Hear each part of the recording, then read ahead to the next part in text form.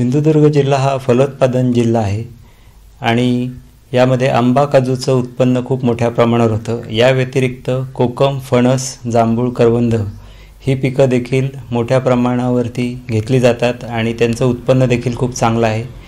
मात्र विक्री न झाल्यामुळे, प्रक्रिया न झाल्यामुळे मोठ्या प्रमाणावर फळं वाया जातात।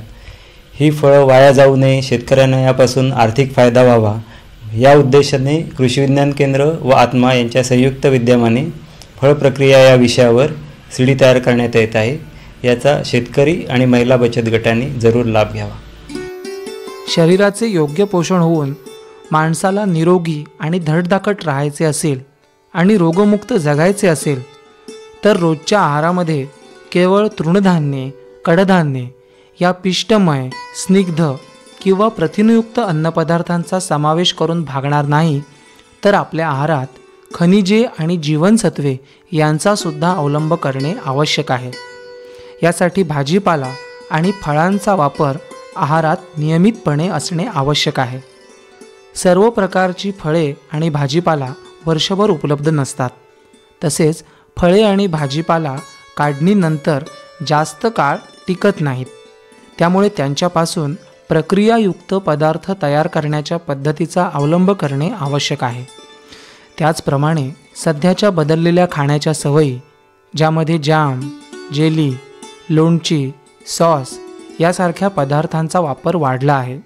फळे काही वर्षभर उपलब्ध नसतात, त्यामुळे बिगर हंगामातही या फळांची चव या पदार्थांमधून आपल्याला घेता येईल।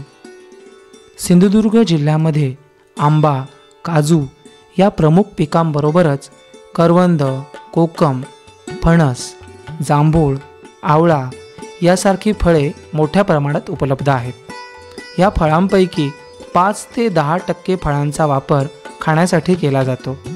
उर्वरित 90 ते 95% फळे ही वाया जातात। या सर्व फळांमध्ये जीवनसत्वे आणि खनिजे मोठ्या प्रमाणात आढळतात। त्याचबरोबर या फळांमध्ये औषधी गुणधर्मही मोठ्या प्रमाणात आहेत। करवंद म्हणजेच जंगलाची काळी मैना, याच्यामध्ये तर लोह खनिजाचे प्रमाण जास्त आहे।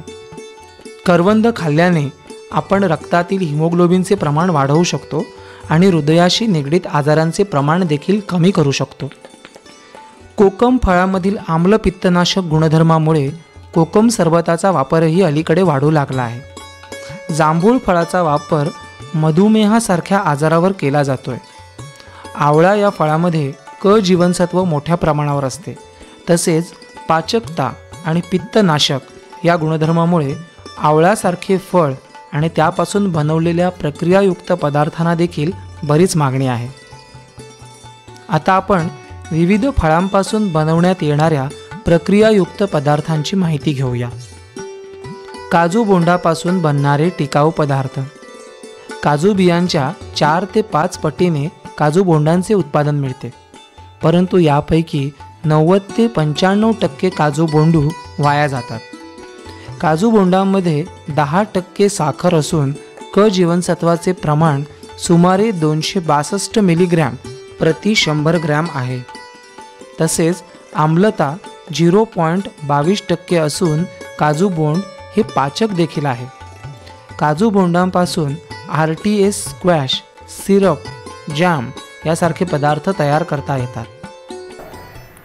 काजू बोंडापासून RTS किंवा नेक्टर, स्क्वॅश आणि सिरप अशी 3 प्रकारची पेय बनवता येतात। RTS किंवा नेक्टरमध्ये 15 ते 20% काजू बोंडाचा रस, 15 ते 20% एकूण विद्राव्य घटक किंवा साखर आणि उर्वरित 60 ते 70% पाणी असतं। स्क्वॅशमध्ये 25% काजू बोंडाचा रस, 45% एकूण विद्राव्य घटक किंवा साखर आणि उर्वरित 30% पाणी असतं। तर सिरपमध्ये 33% काजू बोंडाचा रस, 66% साखर मिसळलेली असते आणि सिरपमध्ये पाण्याचा वापर अजिबात केलेला नसतो। काजू बोंडांपासून RTS, स्क्वॅश, सिरप ही पेये तयार करण्यासाठी चांगली तयार झालेली काजू बोंडे पाण्याने स्वच्छ धुवून घ्यावीत।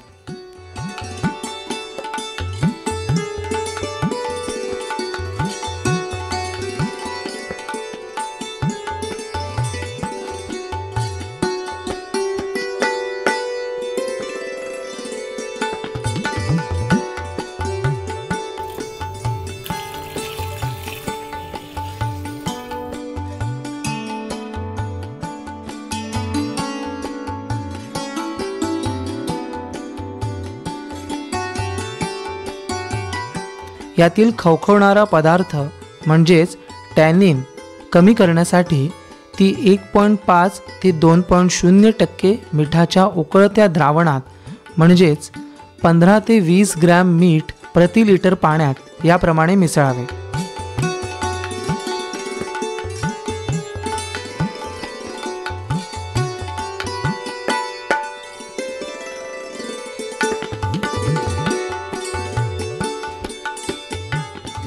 साधारणपणे 10 ते 15 मिनिटे ही बोंडे बुडवून ठेवावेत. त्यानंतर बोंडे थंड करावेत आणि हाताने अथवा बास्केट प्रेस यंत्राचा वापर करून रस काढून घ्यावा.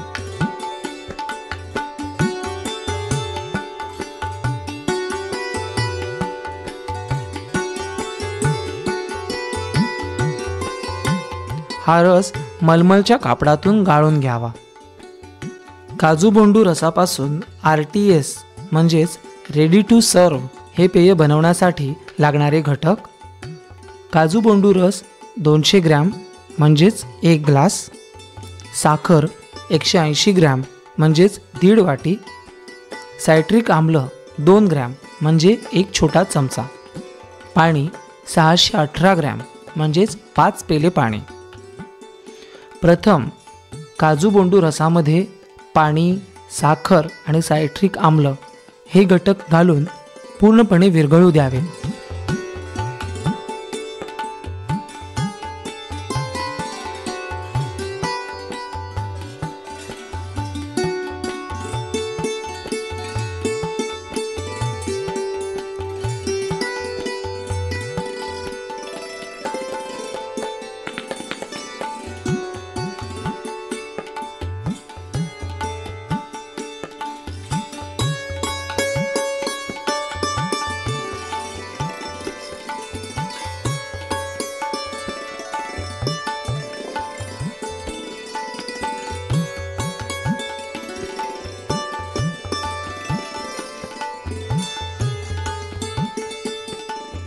हे पेय बनवल्यानंतर यामध्ये 140 मिलीग्रॅम पोटॅशियम मेटाबायसल्फाइड प्रति किलो मिसळावे.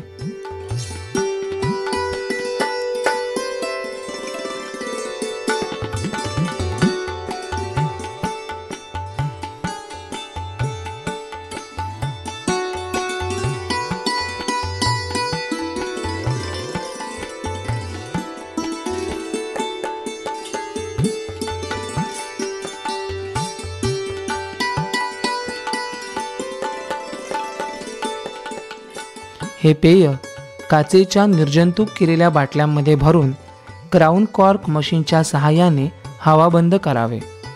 या बाटल्या उकळत्या पाण्यात 30 मिनिटे बुडवून ठेवाव्यात. हे पेय प्लॅस्टिकच्या बाटल्यामध्येही भरून ठेवता येईल. या बाटल्या भरण्यापूर्वी पोटॅशियम मेटाबायसल्फाइडच्या द्रावणाने निर्जंतुक करून घ्याव्यात.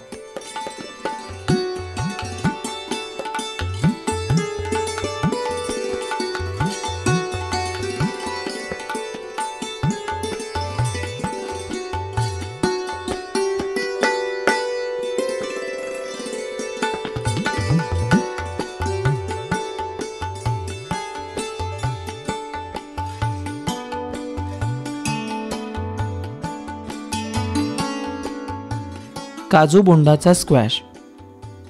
काजू बोंडाचा स्क्वॅश तयार करण्यासाठी लागणारे घटक: काजू बोंडूचा रस 250 ग्रॅम, साखर 425 ग्रॅम, सायट्रिक आम्ल 7.5 ग्रॅम, पाणी 317.5 ग्रॅम.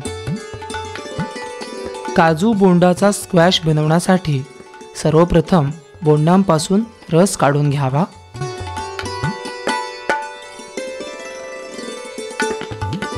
आणि नंतर मलमलच्या कापडातून गाळून घेऊन त्यामध्ये साखर, सायट्रिक आम्ल आणि पाणी हे घटक मिसळावेत आणि चांगले विरघळू द्यावेत.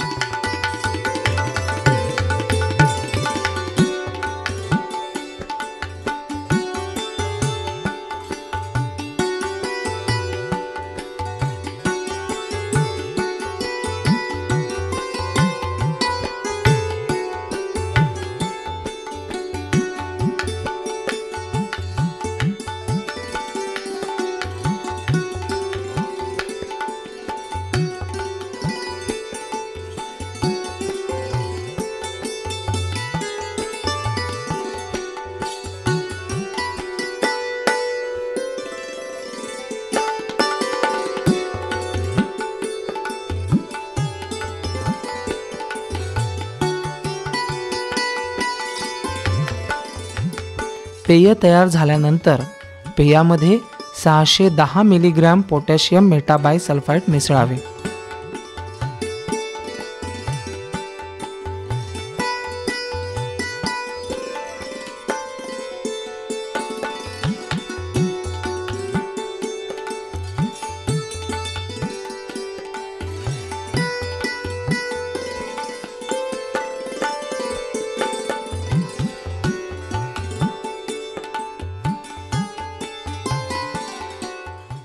आणि स्क्वॅश निर्जंतुक केलेल्या बाटल्यामध्ये भरून ठेवावा.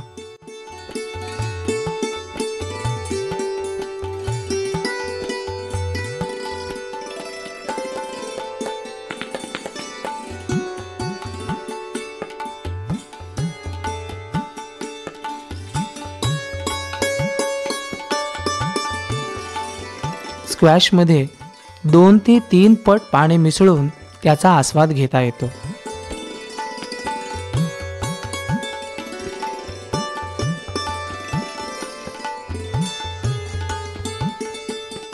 काजू बोंडाचा सिरप. काजू बोंडाचे सिरप तयार करण्यासाठी काजू बोंडाच्या रसामध्ये 1:2 या प्रमाणात साखर मिसळावी. म्हणजेच 500 ग्रॅम काजू बोंडाच्या रसामध्ये 1 किलो साखर मिसळावी.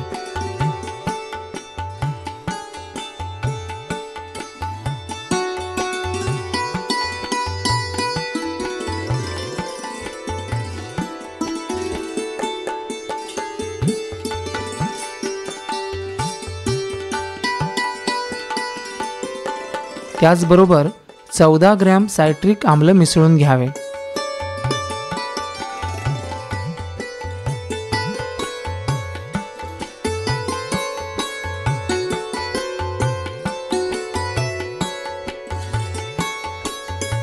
सिरपमध्ये प्रति किलोला 710 मिलीग्रॅम पोटॅशियम मेटाबायसल्फाइड मिसळून सिरप बाटलीमध्ये किंवा प्लॅस्टिक कॅनमध्ये भरावा.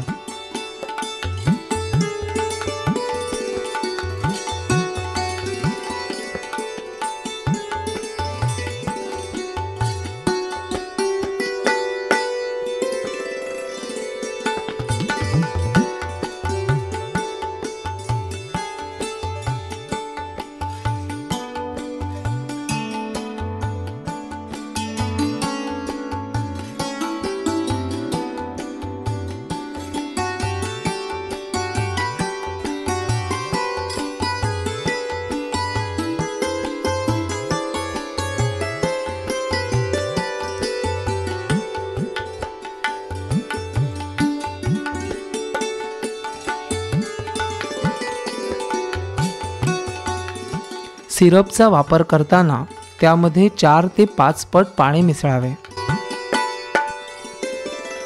कच्च्या करवंदाचे लोणचे.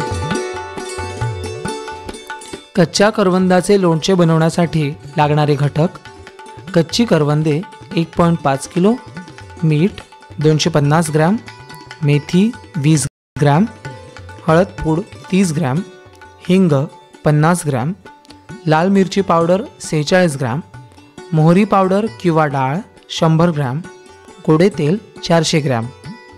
कच्च्या करवंदाचे लोणचे बनवण्यासाठी ताजी कच्ची करवंदे देठ काढून 3 ते 4 वेळा पाण्याने स्वच्छ धुवून घ्यावीत.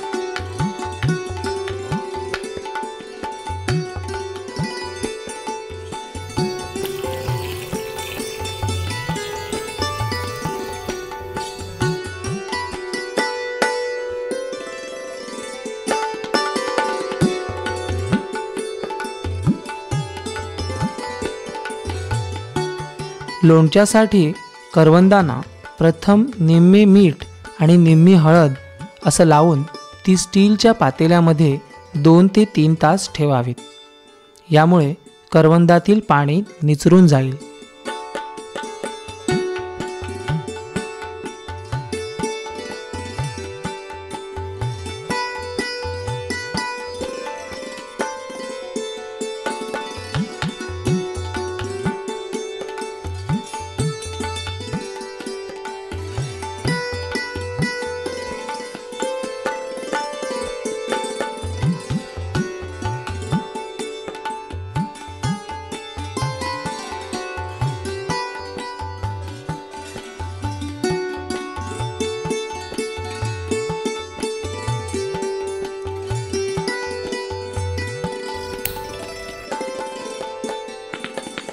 200 ग्रॅम गोडे तेल घेऊन यामध्ये मेथी, हिंग, मोहरी हे सर्व वापरून फोडणी तयार करावी.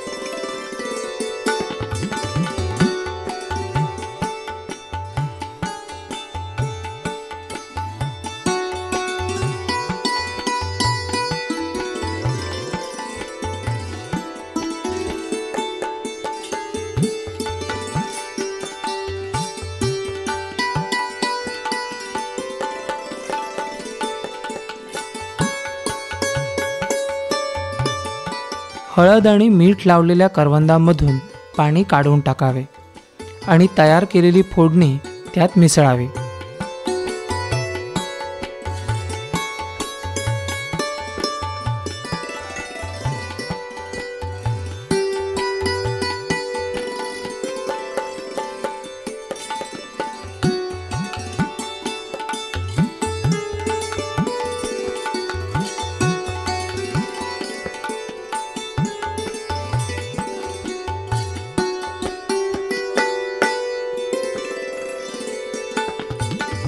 नंतर उरलेले मीठ आणि हळद त्यामध्ये मिसळावे.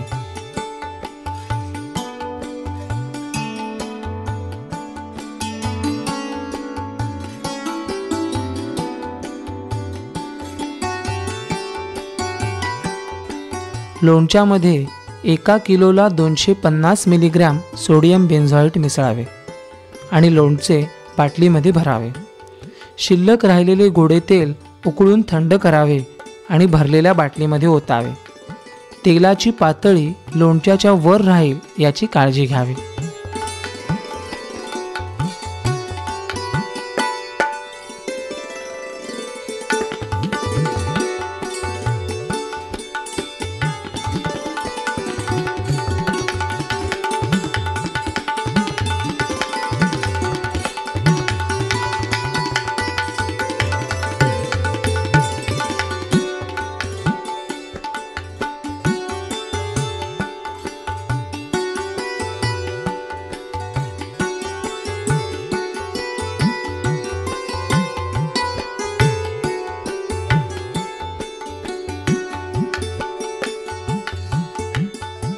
कच्च्या करवंदाचा जाम. कच्ची करवंदे देठ काढून 3 ते 4 वेळा पाण्याने स्वच्छ धुवून घ्यावीत.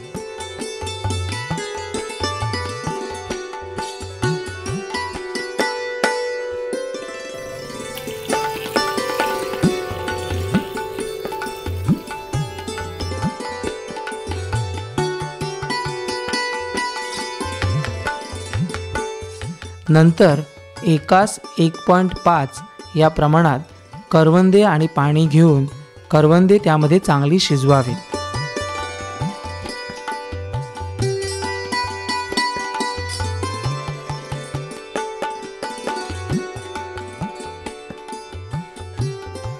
शिजलेली करवंदे हाताने कुस्करून ती 1 मिमीच्या स्टेनलेस स्टील चाळणीतून त्याचा गर वेगळा करावा.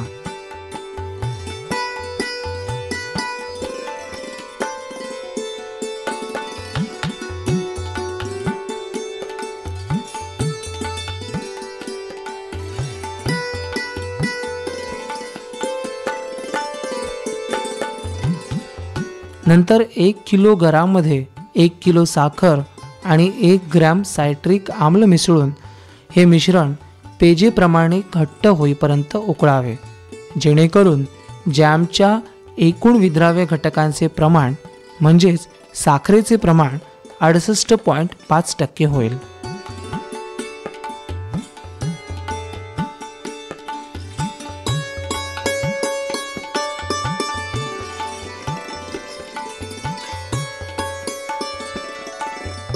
जाममध्ये 250 मिलीग्रॅम सोडियम बेन्झोएट प्रति किलो जाम या प्रमाणामध्ये मिसळून जॅम गरम असतानाच रुंद तोंडाच्या निर्जंतुक केलेल्या बाटल्यांमध्ये भरावा.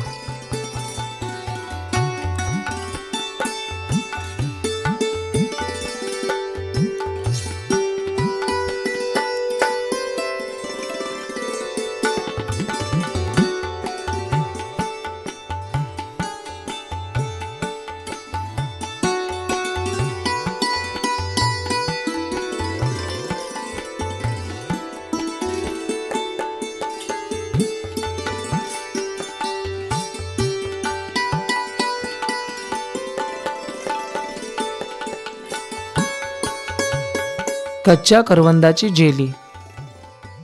कच्च्या करवंदाची जेली करण्यासाठी करवंदे आणि पाणी एकाच 1.5 या प्रमाणात घेऊन करवंदे फुटेपर्यंत शिजवावेत. करवंदे शिजल्यानंतर करवंदाचा निव्वळ रस कापडातून गाळून घ्यावा. 1 किलो रसामध्ये 750 ग्रॅम साखर मिसळून मिश्रण घट्ट होईपर्यंत उकळावे. मिश्रण चमच्यामध्ये घेऊन वरून खाली टाकल्यास एक तारी पाकाप्रमाणे सरळ खाली पडतो. यालाच फ्लेक टेस्ट असं म्हटलं जातं. अशा प्रकारे तयार झालेली जेली निर्जंतुक केलेल्या रुंद तोंडाच्या बाटलीत भरावी.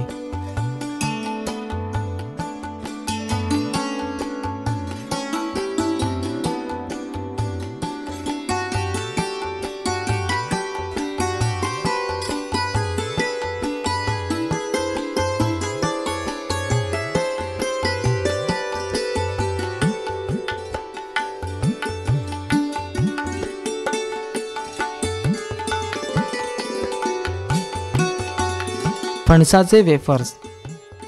फणसाचे वेफर्स तयार करण्यासाठी तयार झालेला फणस निवडावा. फणस साफ करून त्यातील गरे हे आठळ्यांपासून वेगळे करावेत. आठळ्यांपासून वेगळे केलेल्या गऱ्यांचे उभे तुकडे करावेत. फणसाच्या वेफर्सना चव येण्यासाठी मिठाचे संपृक्त द्रावण गरे तळताना वापरावे. हे द्रावण तयार करताना पाण्यामध्ये मीठ विरघळण्याचे थांबेपर्यंत घालावे. विस्तवावर कढई ठेवून त्यात खोबरेल तेल ओतावे. तेल चांगले तापल्यानंतर गरे तळायला घ्यावेत. गरे तेलामध्ये टाकल्यानंतर जे आपण संपृक्त द्रावण तयार केलेले आहे त्यातलं 1 चमचा मिठाचं पाणी वरून तेलात टाकावे. गरे थोडेसे तपकिरी होईपर्यंत मंद आगीवर तळावे.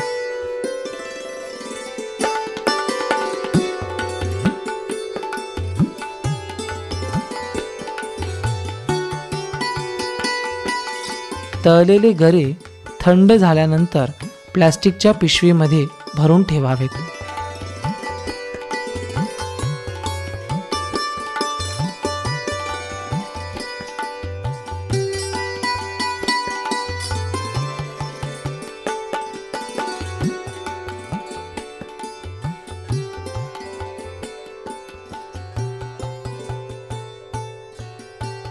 आवळा कँडी करण्यासाठी सर्वप्रथम चांगले परिपक्व आवळे निवडून घ्यावेत. निवडून घेतलेले आवळे स्वच्छ पाण्याने धुवून घ्यावेत.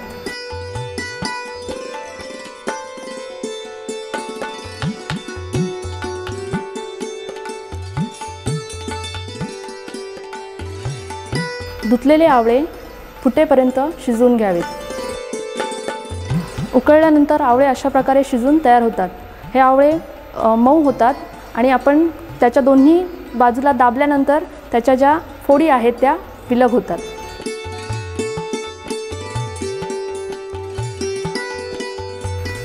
उकडलेल्या आवळ्यातून बिया काढून बाजूला कराव्यात आणि त्याच्या अशा प्रकारे फोडी तयार करून घ्याव्यात. 1 किलो फोडींसाठी 1 किलो साखर घ्यावी. पहिल्या दिवशी सर्व फोडींवर 200 ग्रॅम साखर घेऊन त्याचे एकावर एक थर द्यावेत.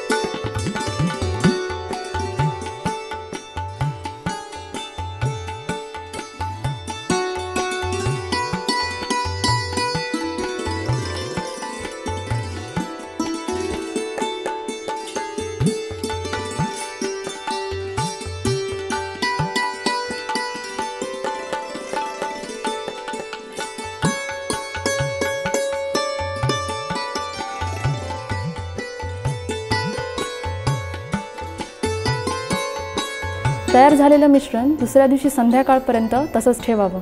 दुसऱ्या दिवशी संध्याकाळी मिश्रण व्यवस्थित ढवळून घ्यावं आणि उर्वरित 800 ग्रॅम साखर त्यामध्ये मिसळून घ्यावी. साखर मिसळल्यानंतर पुन्हा मिश्रण व्यवस्थित ढवळावं आणि हे मिश्रण असंच 8 दिवसापर्यंत ठेवावं.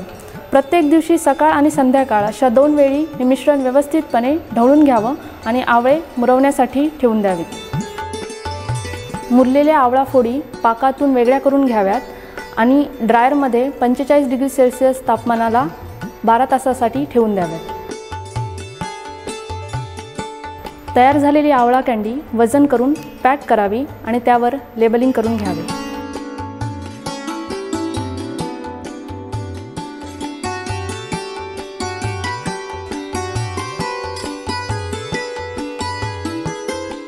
सांडगी मिरची.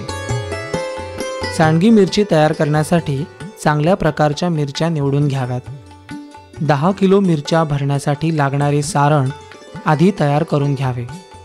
हे सारण बनवण्यासाठी 200 ग्रॅम मेथी, 1 किलो धने, 2 किलो राई किंवा मोहरी, 300 ग्रॅम हिंग, 300 ग्रॅम हळद, 2 किलो मीठ यांचे मिश्रण मिक्सर किंवा ग्राइंडरच्या सहाय्याने बारीक करून घ्यावे. मिरच्यांचे देठ कापून विळीच्या सहाय्याने एका बाजूने उभा काप द्यावा. कापलेल्या मिरचीमध्ये व्यवस्थितपणे तयार केलेले हे सारण भरून घ्यावे.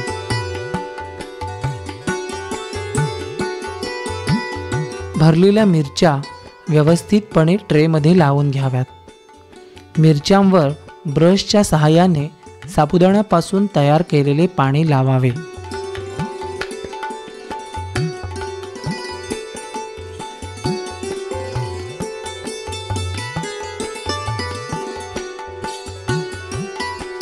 नंतर या मिरच्या ड्रायरमध्ये सुकवाव्यात.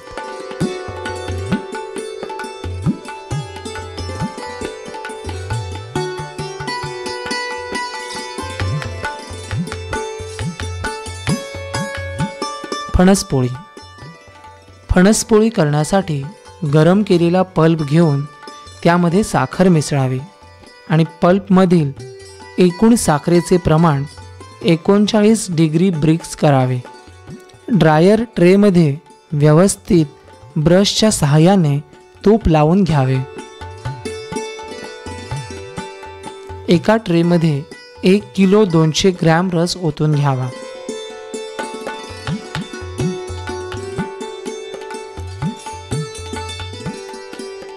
रस सर्व बाजूनी व्यवस्थित पसरावा.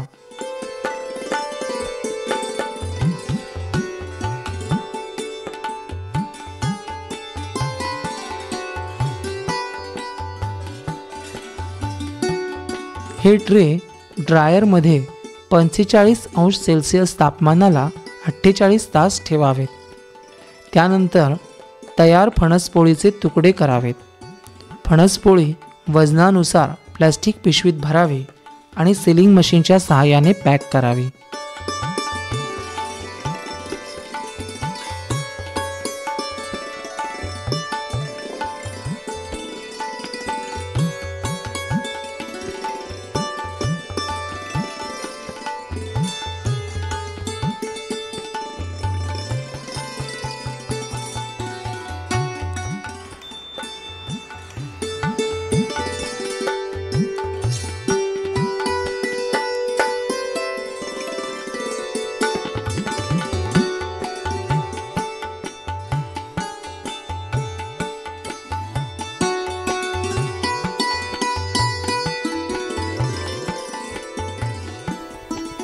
फळ प्रक्रिया उद्योग व्यावसायिकदृष्ट्या मोठ्या प्रमाणावर करायचा असेल तर त्यासाठी काही साहित्य आणि यंत्रसामुग्रीची आवश्यकता आहे. यासाठी लागणाऱ्या साहित्य आणि यंत्रसामुग्रीची आपण माहिती घेऊ. ही पल्पर मशीन आहे. या मशीनमधून आंबा, पणस, जांभूळ, टमाटो या फळांचे रस काढले जातात. त्यापासून ह्या मशीनमध्ये इथून आंबा कट करून टाकला जातो व वेस्टेज साल, बाटी वगैरे या साईड निघते. फिनिश प्रोडक्ट याच्यापासून निघतं पल्प आणि तो पल्पपासून फिनिश प्रोडक्ट उदाहरणार्थ मँगो पल्प, जांभूळ रस तसंच टमाटो वगैरे सर्व प्रोडक्ट बनवता येतात. हे सिंगल पेसवर लाईट घरगुती लाईटवर चालते, जेणेकरून शेतकरी आणि बचत गटासाठी फार उपयुक्त आहे. हे बास्केट प्रेस मशीन आहे. या मशीनमध्ये प्रेस करून ज्यूस काढला जातो. उदाहरणार्थ काजू बोंडूचा रस, कोकमचा रस आणि इतर सॉफ्ट फळाचा रस प्रेस करून काढला जातो. याची कॅपॅसिटी आहे 30 किलो कॅपॅसिटी, बकेट कॅपॅसिटी आहे. तासाला जवळ 200 लिटर प्रेस करून ज्यूस काढता येतो. हे स्टीम जॅकेट केटल आहे. यामध्ये 200 ते 250 लिटर पर 20 मिनिटाला आंबा पल्प वगैरे शिजवला जातो आणि हे स्टीम बॉयलरवर चालते. हे स्टेनलेस स्टीलचे आहे, जेणेकरून 20 मिनिटात एक बॅच काढता येते. हे आवळा सीडर मशीन आहे. यामध्ये 200 ते 300 किलो आवळा क्रश होतो. 70 ते 80% बिया सेपरेट होतात. त्यापासून सरबत, मावा, ज्यूस वगैरे बनवता येतो. ही सिंगल पेस मोटरवर चालते. ही कोकम कटिंग मशीन आहे. या मशीनमध्ये कोकमचे 4-5 तुकडे होतात व बिया सेपरेट होतात. ही सिंगल पेस 1 HP मोटरवर चालते. हे कोकम कॉन्सन्ट्रेट प्लॅन्ट आहे. कोकमच्या सालापासून उच्च प्रतीचा रस काढला जातो. यामध्ये कोकमचा 60 ते 70 ब्रिक्सचा चांगल्या प्रतीचा रस काढला जातो आणि त्यापासून कोकम सरबत, कोकम आगळ आणि इतर कोकमचे प्रोडक्ट बनवता येतात. हा जो आपण प्लॅन्ट बघताय याला कोकम कॉन्सन्ट्रेट एक्स्ट्रॅक्टर असं म्हणतात. या प्लॅन्टला 7 ड्रम असतात. प्रत्येक ड्रममध्ये 50 किलो घूल किंवा त्याला सुकी कोकम असं म्हणतात. आणि सुरुवातीला पहिल्या ड्रमात 100 लिटर पाणी टाकलं जातं. तेच पाणी दर दिवशी 24 तासांनी शिफ्ट केलं जातं. असे 7 वेळा शिफ्ट केलं जातं. आणि 7व्या ड्रमातून ज्यावेळी आपल्याला कोकम कॉन्सन्ट्रेट मिळतं ते 40 लिटर असतं आणि त्याचा ब्रिक्स असतो 60 ते 65. आपण जी मशीन आता पाहतो याला इलेक्ट्रिक ड्रायर म्हणतात. याच्यामध्ये सुकवण्याची प्रक्रिया होते. आंबा पल्प, फणस पल्प, आवळा कँडी, काजू मावा असे फूड प्रोडक्ट सुकवले जातात. याच्यामध्ये 18 ट्रे आहेत. एका ट्रेमध्ये 1 लिटर 200 ग्रॅम जर फणसाचा पल्प ओतला तर 45 डिग्री टेम्परेचरवरती 48 तास सुकवलं तर त्याच्यामध्ये 900 ग्रॅम तयार होऊन आपल्याला फणस पोळी मिळते.